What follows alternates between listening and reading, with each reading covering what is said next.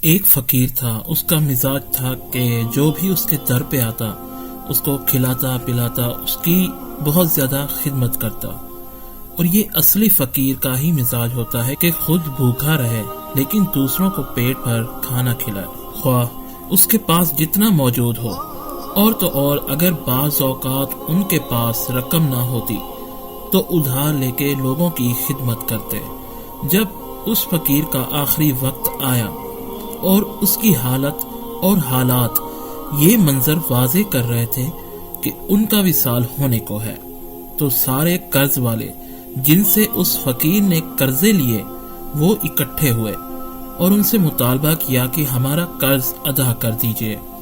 ایک مجمع سا ہو گیا۔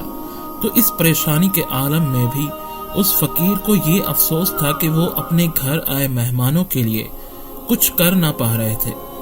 اتنے میں ایک چھوٹا بچہ گلی سے گزرنے لگا اور اس نے صدا بلند کی ہوئی تھی، پتیسا لے لو، پتیسا لے لو۔ تو اس فقیر نے اس بچے کو بلوایا اور کہا کہ میرے مہمانوں کو پتیسا کھلاؤ۔ اس بچے نے دیکھا کہ آدمی وہاں بہت زیادہ تعداد میں ہیں۔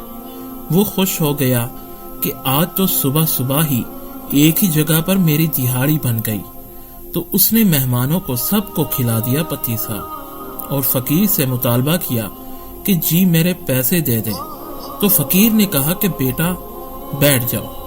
تو تھوڑی دیر ہوئی تو بچے نے پھر کہا کہ بابا جی میرے پیسے۔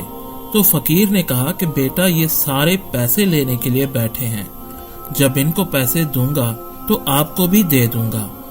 تو وہ بچہ بیٹھ گیا، انتظار کرنے لگا۔ تو وہ یتیم بچہ تھا، اس کی بیوہ ماں اس بچے کو روزانہ تھوڑا سا پتیسا بنا کر دیتی۔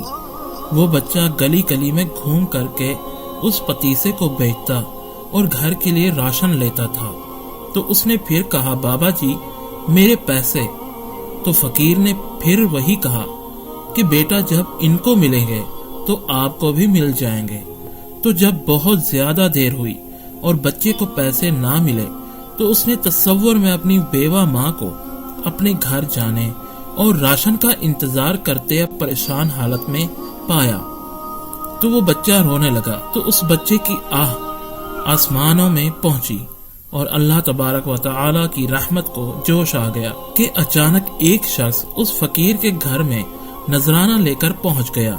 اس نے پیسوں سے بھری تھیلیاں پیش کی اس فقیر کو، اور فقیر نے سب کو پیسے ادا کیے اور اس بچے کو بھی اس کے پیسے ادا کیے۔